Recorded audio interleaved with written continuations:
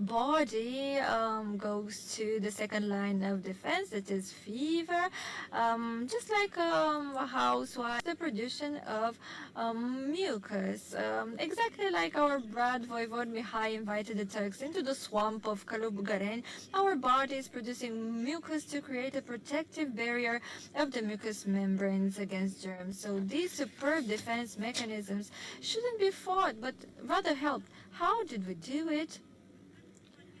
For the first line of defense, we could consider drugs or medicines that stimulate the production of defense cells, such as oscillococcinum for the stimulation of the production of lymphocytes. 5 to 10 granules 3 times a day for 3 days. Echinacea or propolis for echinacea with vitamin C for antibacterial immunity that increases the number of neutrophils. 2 capsules 3-4 times a day. This was the recommendation. These medicines can also be used preventively in the absence of symptoms. For the second line of defense, fever, we recommended to air and freshen their rooms, to use maybe wet towels, and as a last resort, metamizole for fevers higher than 39.5 degrees centigrade in small doses. I do not recommend Nurofen, cold and flu, or paracetamol because they reduce a little bit the fever and they at the same time destroy the body's defense cells, blocking their production in the marrow. So in consequence, if you need antibiotics, they will destroy the flora, and then you will need other probiotics, antifungals, and so on. For the third line of defense, I used to recommend as many fluids as possible, to humidify the room, to take mucolytics and expectorants, and not antitussive, anti-cough drugs. What is SARS-CoV-2 virus? It is an RNA virus coming from the coronavirus family.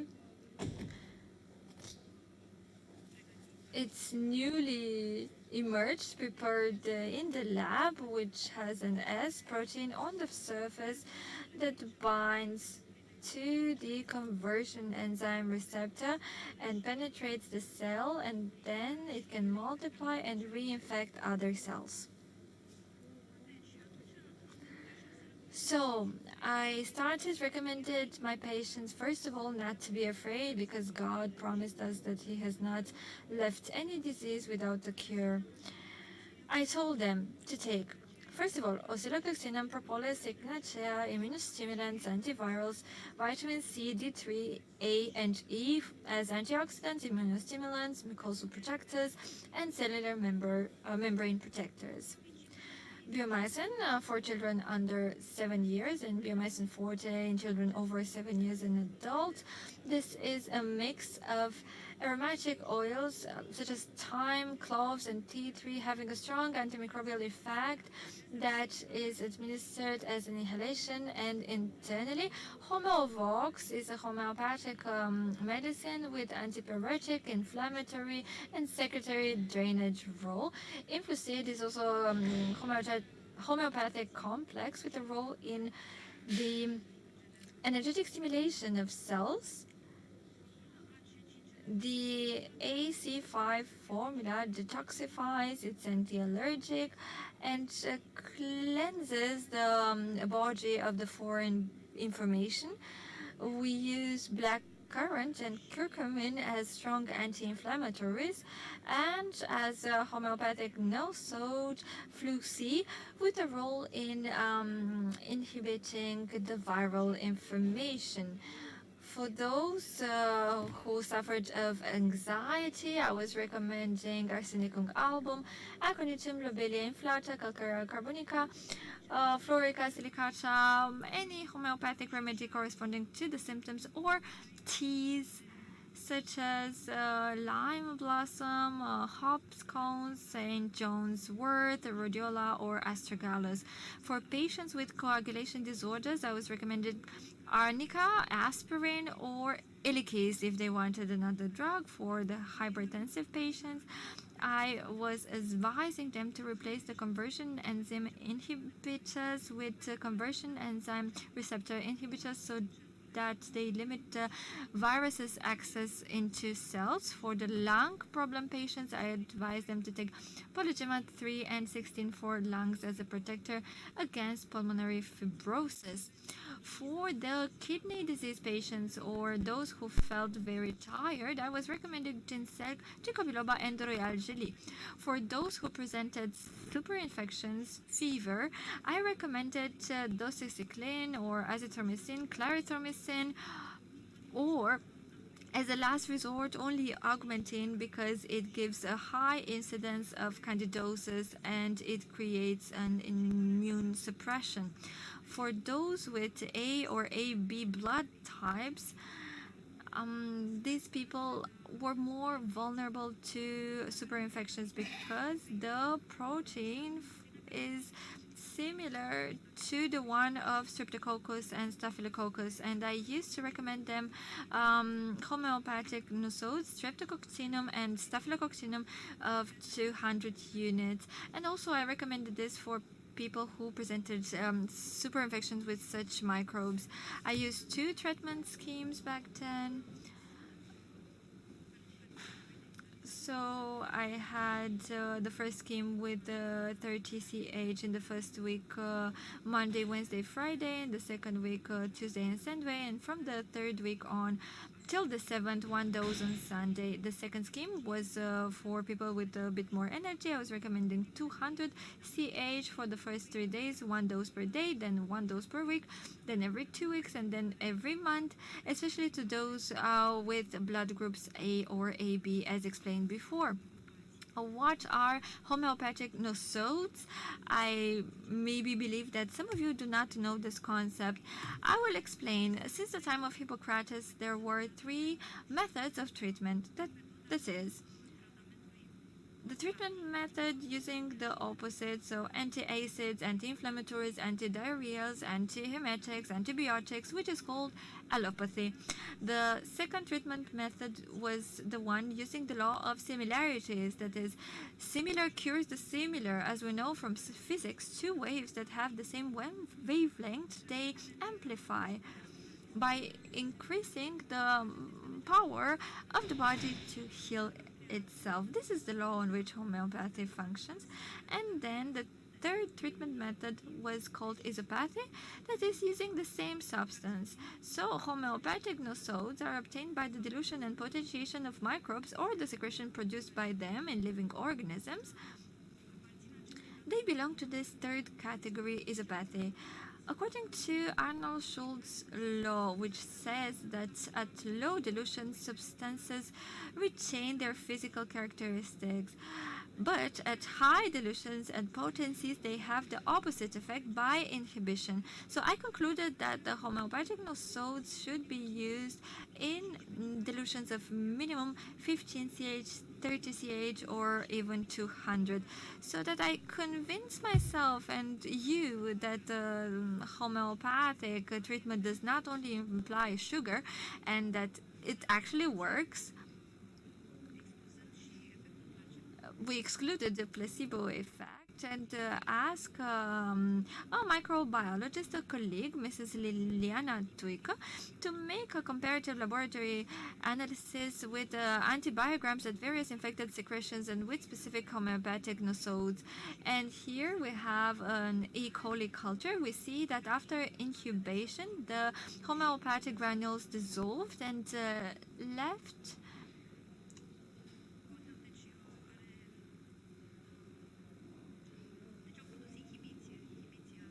and led to the inhibition of that infection.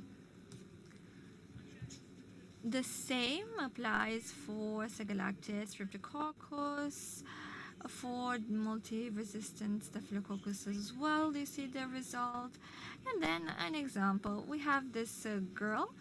The mom called me. She wanted to see me. She was positive for COVID. She was feeling bad, having fever, and she also had an eye problem. Her blood type was A2. Another example of how the vaccinated population can transmit diseases, and then the power of the homeopathic nosodes. So on the left hand side, I have the mom's message saying that the person is having some problems with the ears. She had fever, headaches, she coughed again, and she told me that she played with a girl that was just vaccinated. Could it be that she is infected? I confirmed that yes, she could be. The second day, after I gave her the treatment for mumps, the mom calls me and she told me that she wasn't having the swelling anymore. She doesn't have any sort of pain, and the mom knew that the mumps usually take around 10 days. I am afraid that we did something wrong. I wanted to talk to you. I gave her only 5 drops of your treatment in the tea, and look how it happened. Look how fast it is. So in conclusion, this SARS-CoV-2 pandemic behaved similarly with the other viral pandemics, with the 2 peaks in spring and autumn. As an incidence, it did not exceed 20% of the total population, and the mortality rate was 1 or 2% per wave, which means that the healing rate was over 95%. In my clinic, the percentages were similar. I noticed that patients who followed my scheme recovered much faster in 2-3 days, whereas those who did not follow the treatment scheme or took paracetamol and antibiotics, for them the recovery was slower.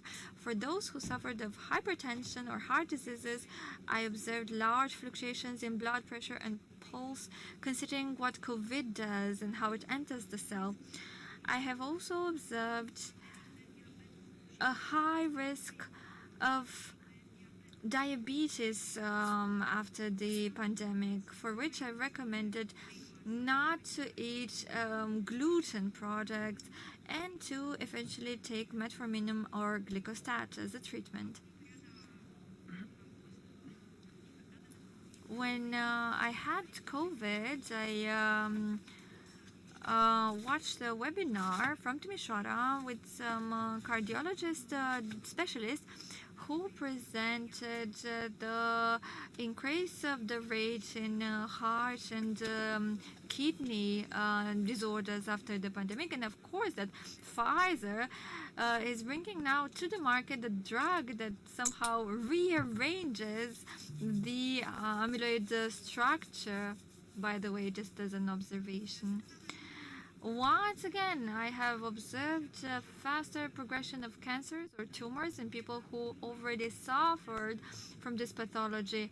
I have also noticed an increased rate of abortions rate. If we had 6, 7 newborns per month, now I maybe have 1 or 2. I have also noticed a weakening of the memory and concentration, an earlier aging, and of course sudden deaths post-vaccination and post-infection as well. Thank you very much for your attention.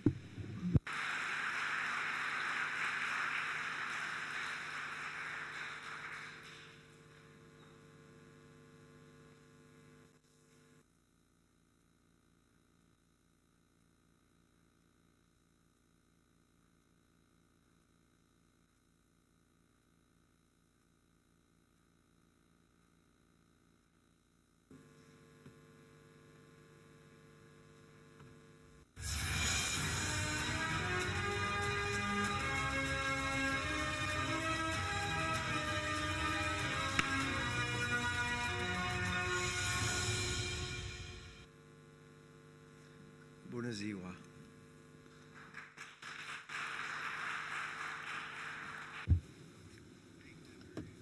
Honorable legislators of this fine party, and I think they're making a very wise choice, because as I understand it, people of Romania are getting increased insight that an assault was made against you in the form of COVID. And I think that the party and the politicians and the doctors and the scientists and everyone who stands on the right side of history will be vindicated. And let's hope that we'll be seeing new governments forming around the world based on truth and human rights. So my name is Mark Trozy. I've been an emergency doctor for more than 25 years, had essentially a flawless career. For the last 15 years, I've taught critical resuscitation. I've taught trauma medicine to doctors from around the world. I've taught in 3 universities in Canada, and that was my career until 2020. In 2020, I was the proverbial frontline doctor in the emergency department, the empty emergency departments, in the empty hospitals, when the people in my country, like the people I imagine here, were told the hospitals were full of people dying with COVID, which they were not. Throughout that year, I studied a lot about coronavirus diseases, vaccinology, immunology, PCR tests.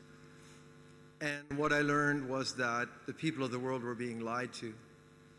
And unfortunately, what was normally a scientific career where we could discuss, we could debate, not this. You could not debate COVID. As a doctor in Canada, if you went along with COVID, you had to do very little work to make lots of money. And if you did not go along with COVID, you would be stripped of your income, your profession, etc. So when I could see this, before there was any attack against me, I resigned all of my jobs. We sold my house and have since then worked very hard to bring the truth to the people of our country and others around the world. And I'm very honored to be among this team of scientists, doctors, and truth tellers.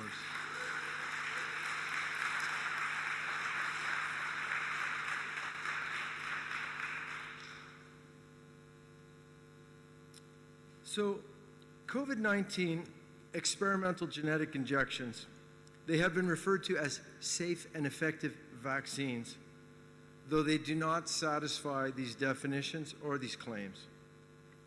They are physically not like any vaccine ever administered before.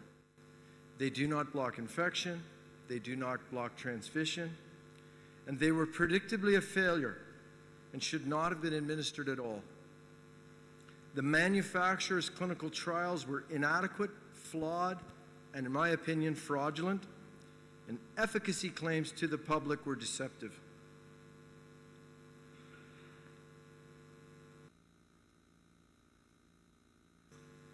And here I'm demonstrating how different they are. On the left, you see Pfizer and Moderna's demonstrated, and you have a high-tech pegylated nanoparticle by design penetrates every single tissue and cell in the body, even the brain, even the unborn child. And like the Trojan horse that delivered something inside to the people of Troy, this delivers genetic material. We were told messenger RNA, which was a very bad idea, and now we know it's even worse. On the other side, you see a modified monkey virus used to deliver DNA, foreign DNA, into human cells with a similar impact. In terms of adverse events, they cause more adverse events, they cause more death, according to US data, than all vaccines for all diseases for all of 30 years, all combined, and in their first year, they caused multiples more death and adverse events. And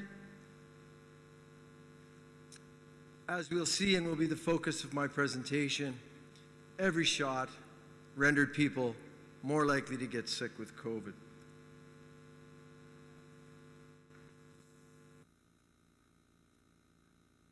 So before I jump into this subject of efficacy, now of course it's a bit of a misuse of the word because they're not vaccines, neither by what's in them or by what they did. So their efficacy is they're not effective. But let's look at their efficacy just in terms of, let's forget about the death, let's forget about the adverse events and the injured. Let's look at how did they do at reducing one's risk of COVID infectious disease.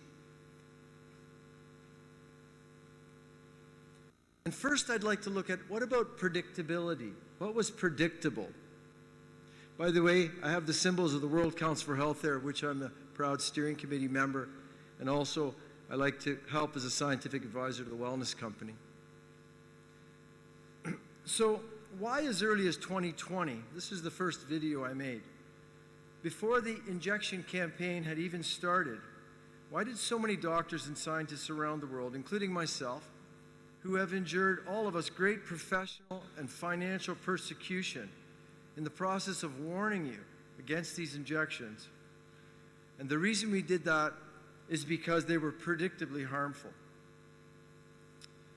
Prior to the global experiment, the predicted efficacy of these injections was very poor. And there are many mechanisms of injury and death from these injections, which my colleagues will describe to you, and I would gladly discuss during our interactions. And these include general immune system dysfunctions that worsen all infectious diseases and cancers. However, my presentation assignment today is to specifically look at these injections' impact on frequency or severity of COVID-19 infections. And though, as we note, these injections fail to meet the definition of a vaccine, we will describe their efficacy in terms of how effective they are at reducing coronavirus infections. And these efficacies were predictably bad, and here are a few reasons that many of us predicted that. The first was that prior coronavirus vaccine research in animals had revealed that the antibodies induced through vaccine experiments can actually worsen outcomes rather than helping. When exposed to the actual disease, vaccinated laboratory animals often suffered worse illness and higher death rates than the unvaccinated control animals. Secondly, these injections, though labeled as vaccines, were indeed genetic injections. Pfizer and Moderna COVID-19 vaccines, the main ones used in my country, used messenger RNA technology. And there had only ever been 385 human subjects in messenger RNA technology experiments in total prior to COVID-19. And these experiments demonstrated poor performance and high levels of adverse events with the technology. Oh, sorry, I've got to remember to run 2 slides at the same time. And there I'm giving credit to some of the people based on, I described that prior research with messenger RNA. Another reason is what's called antibody-mediated selection. Vaccinating a population during a pandemic violates a fundamental principle of vaccinology, which is that one should never try to vaccinate the way out of a pandemic. And the reason for this is that doing so places evolutionary pressure on the virus and drives the evolution of one variant after another, as we have seen. And this obstructs the path to herd immunity, which normally would have ended the pandemic in the matter of just a few months. Another reason, and this is an article that Dr. Paul Alexander and I wrote, that we predicted negative impact from these injections is the importance of the innate immune system and its development, especially for children. And this is threatened by these injections. So those are some of the reasons that many of us strongly predicted that these injections would have negative efficacy. That is, that they would make matters worse, not better. And it is beyond naive to think that the billion-dollar big pharma budgeted scientists who created these injections could not also predict this. As we know, the honest inventor of the technology did so, Dr. Malone. I'm honored to stand with him. So that's why we predicted it was a bad idea. Let's look about evidence from the manufacturer's own paperwork. So what evidence do we have of efficacy from the vaccine manufacturer's documents? Well, let's turn to Pfizer mostly. The trial was not designed to assess clinically relevant endpoints like hospitalization or transmission. Large numbers of vaccinated subjects were just eliminated from the study, so the results were absent with no explanation. There was a failure to actively track and record the health status and adverse events of all the trial participants. And the study was prematurely unblinded, meaning people were told whether they had or had not got the so-called vaccine. And many of the unvaccinated control group were injected with the vaccine. The unreliable and manipulatable PCR test was used to diagnose COVID cases without even reporting the cycle threshold used. And this meant that unvaccinated subjects were diagnosed as having COVID infection on very sketchy grounds. And vaccinated subjects similarly were diagnosed as not having COVID, though they clearly had worse outcomes and more death.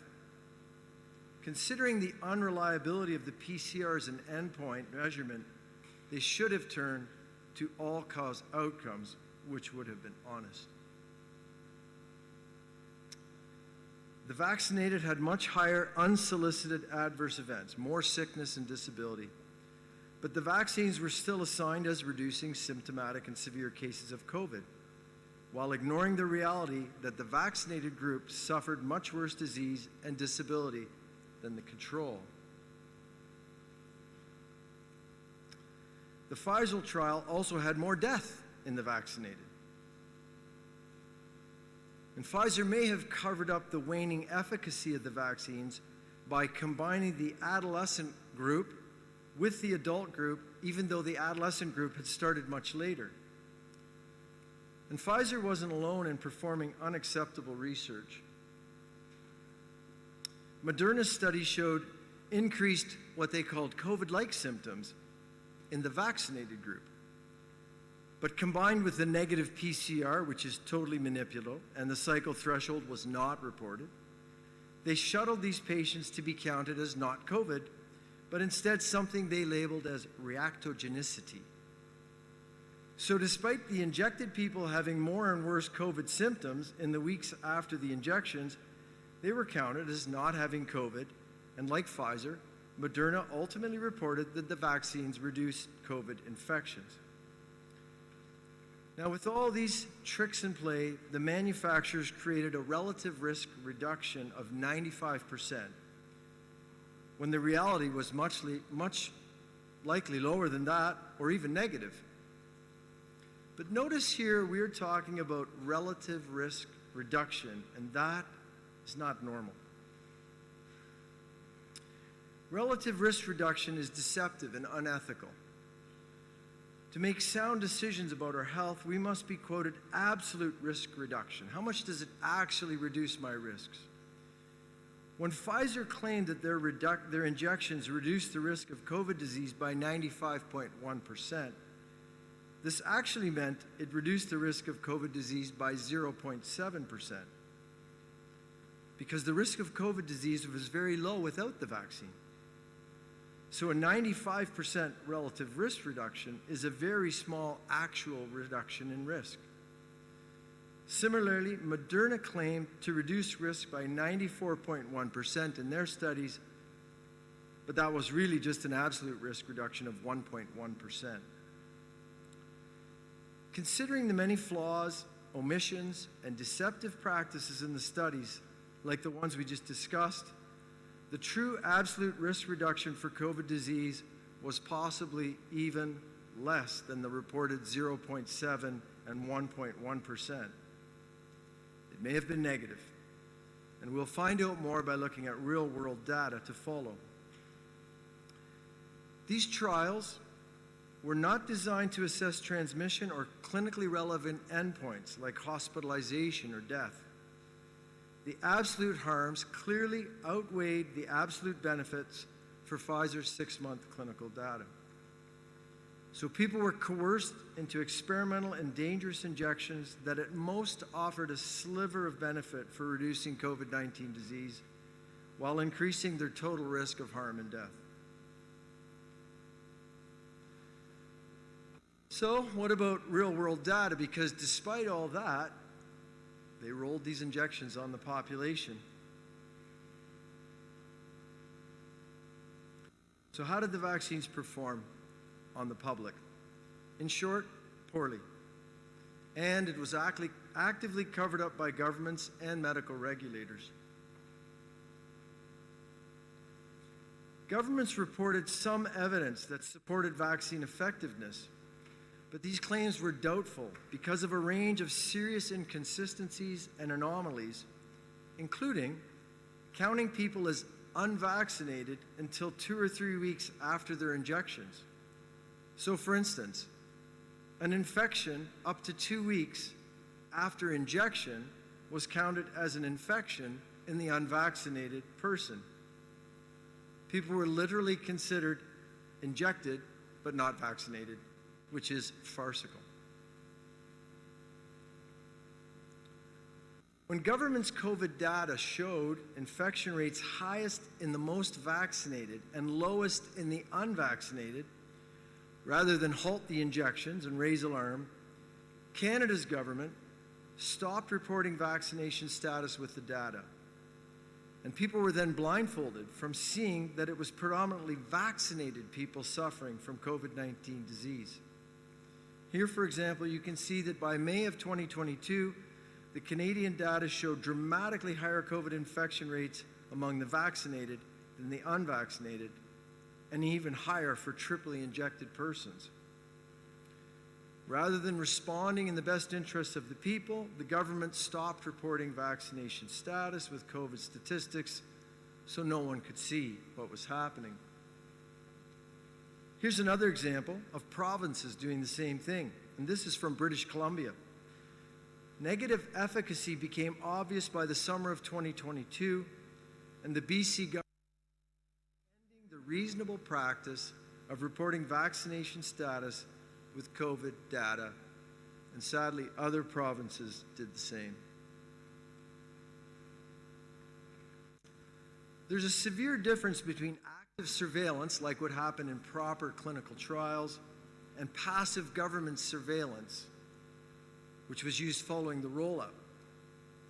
And passive surveillance, as you can see, appeared to make adverse events disappear, which is nonsensical. This is one of my heroes and someone I hope we will all pray for. In the United States, people could call and report their adverse events. In Canada, only a physician could report adverse events. Patients could not do so. The process was laborious, and doctors who tried to report adverse events had their reports rejected, and they were investigated, disciplined, and often stripped of their license. And for example, here is Dr. Patrick Phillips of Ontario, Canada, who maintained ethical and scientific integrity throughout the pandemic, was unlawfully persecuted by the medical licensing body, the College of Physicians of Surgeons of Ontario, and he was stripped of his career and his income. Every adverse event that he reported was rejected, and the CPSO responded to each of his attempted reports by launching another complaint against him, despite there being no complaints from patients, and this is highly irregular.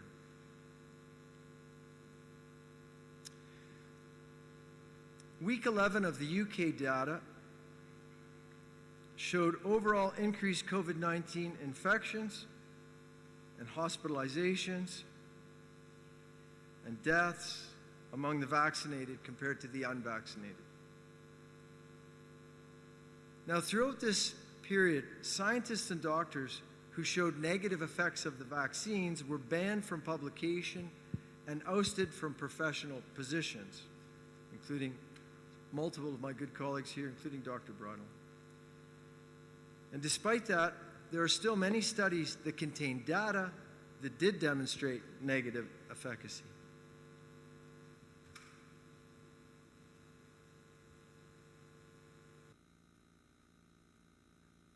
To find where we are. Oh, right. Thank you. So a UK study of COVID vaccine and disease statistics in June of 2022, involving more than 9 million participants, and comparing data for differing body mass indexes, found this, and I quote them: "Surprisingly, we observed a higher risk of test positivity after vaccination with 1 or 2 doses across all body mass index groups, which is contrary to evidence reported by the UK Office of National Statistics. Here are some results from Sweden, December 2022, from a study titled Effectiveness of COVID-19 Vaccines over 13 months, covering the period of the emergence of the Omicron variant in the Swedish population. And this involved data from over 9 million Swedes. The researchers reported conflict of interest and conclusions that differed from the data. But regarding vaccine efficacy, they found limited protection against Omicron infection.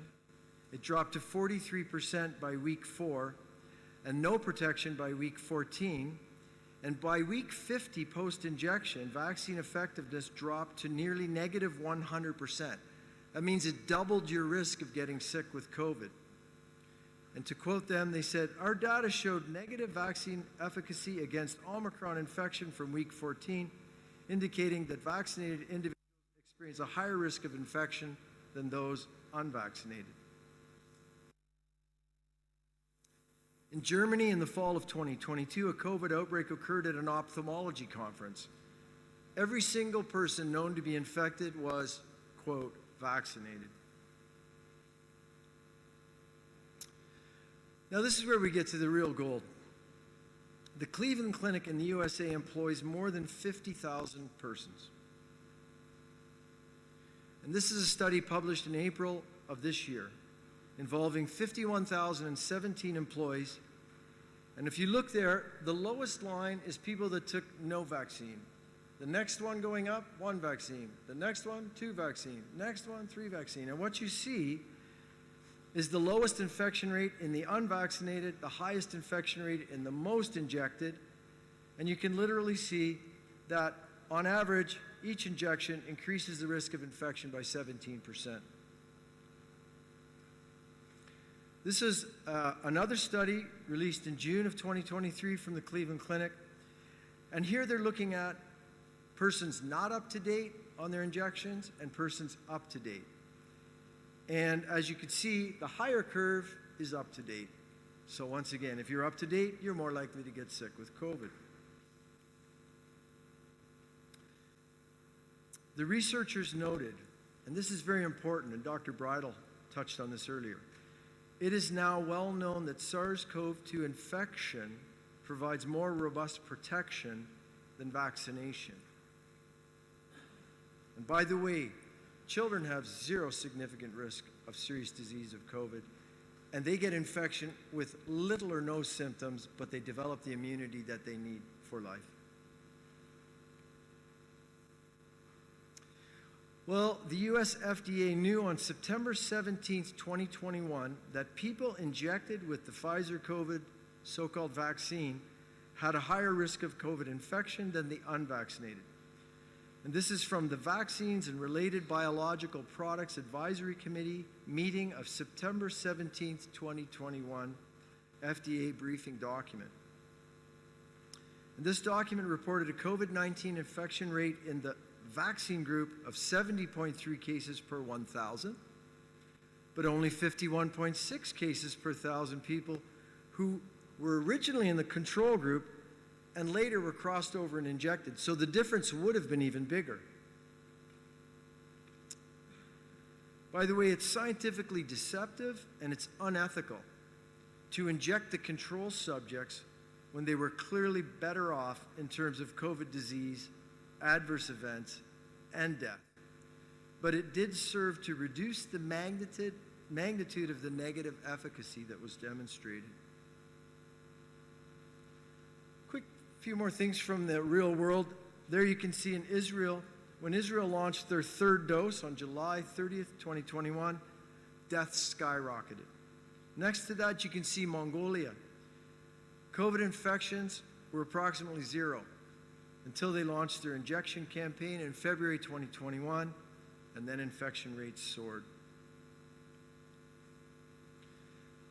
Well, here's the real control group, the Amish in the USA.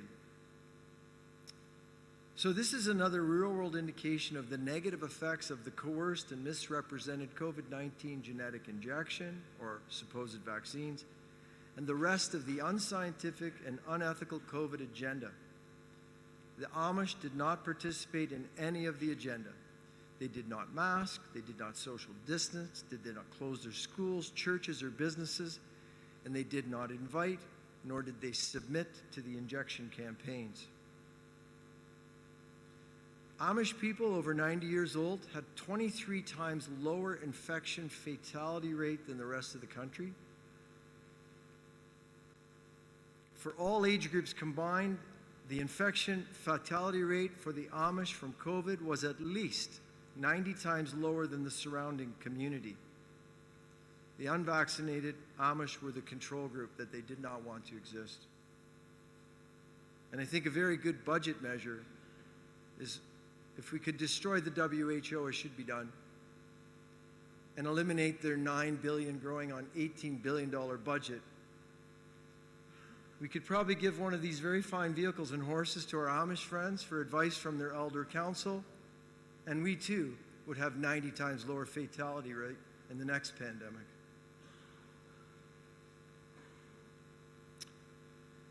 Well, what can we conclude?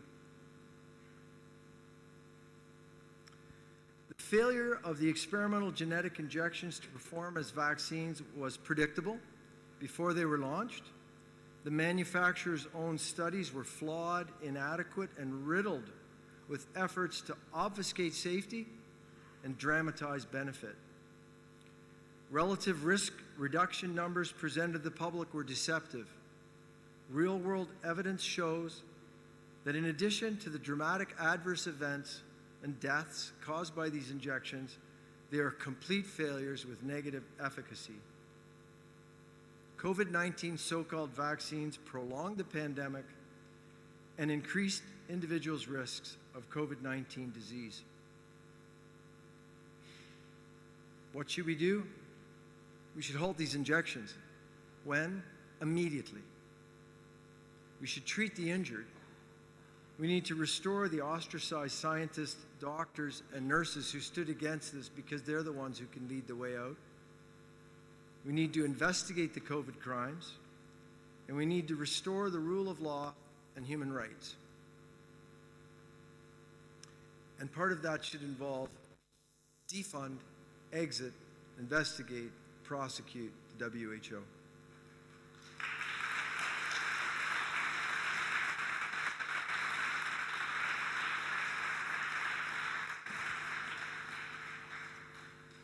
I'd like to thank some of the many scientific giants, some are among us, on whose shoulders I stand to see these things, and some of the wonderful people that have helped me. Of course, I'd like to thank God. I'd love to thank my wife, Barbara. And with that, Muktumex.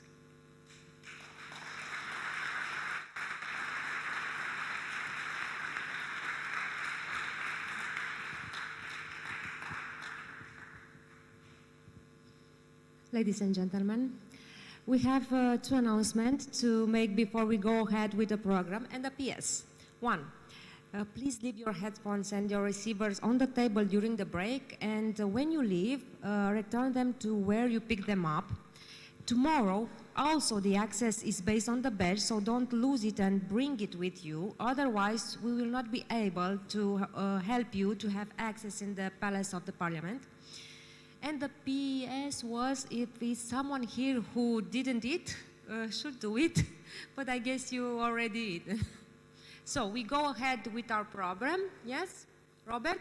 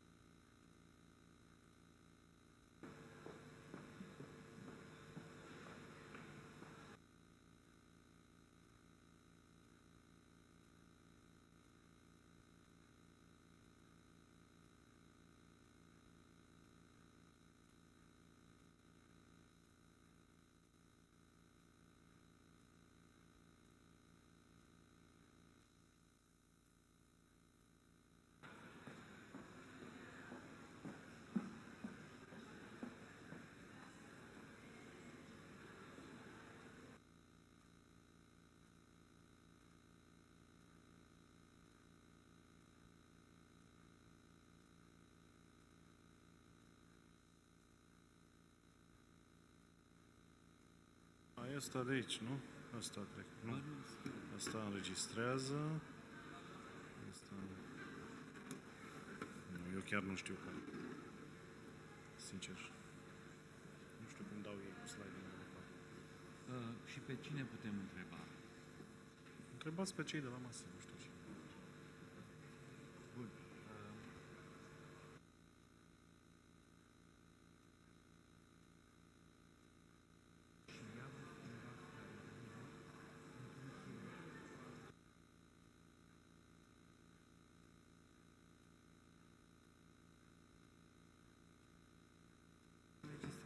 Da, bun. Deci,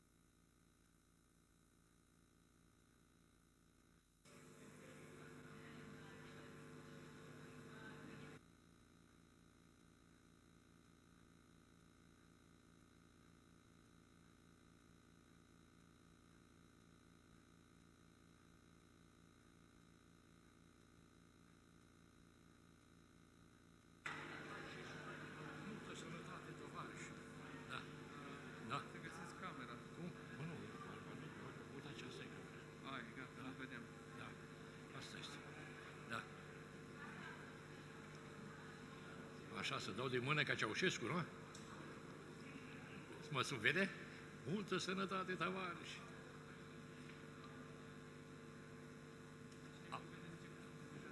Cum? Cineva vede, zice că sunteți deja deputat. Exact, păi da, eu...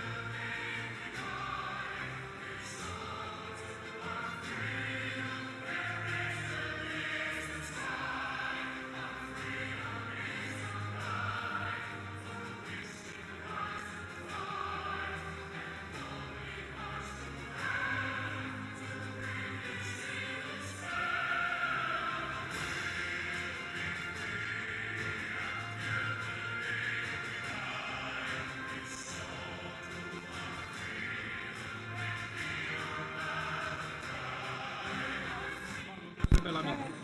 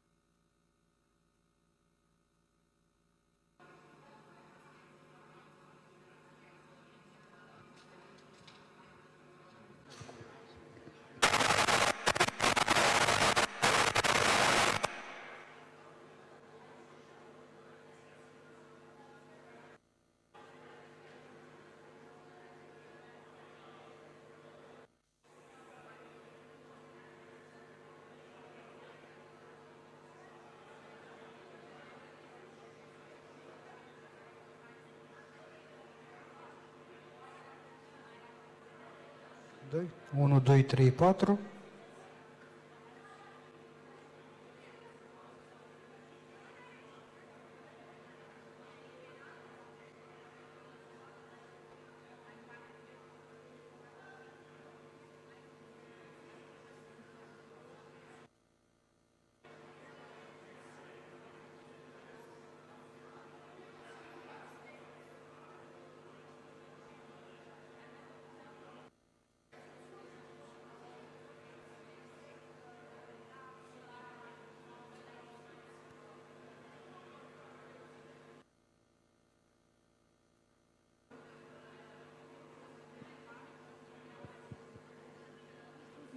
Doi, 2, 1, 2, 3, 4, 2, 10, 2.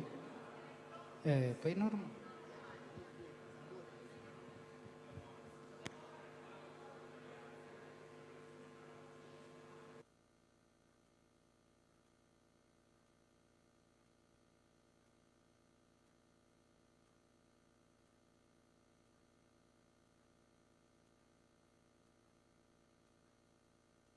Doi, 2, 1, 2, test, 1, 2, 3, 4, 2, 2, 2,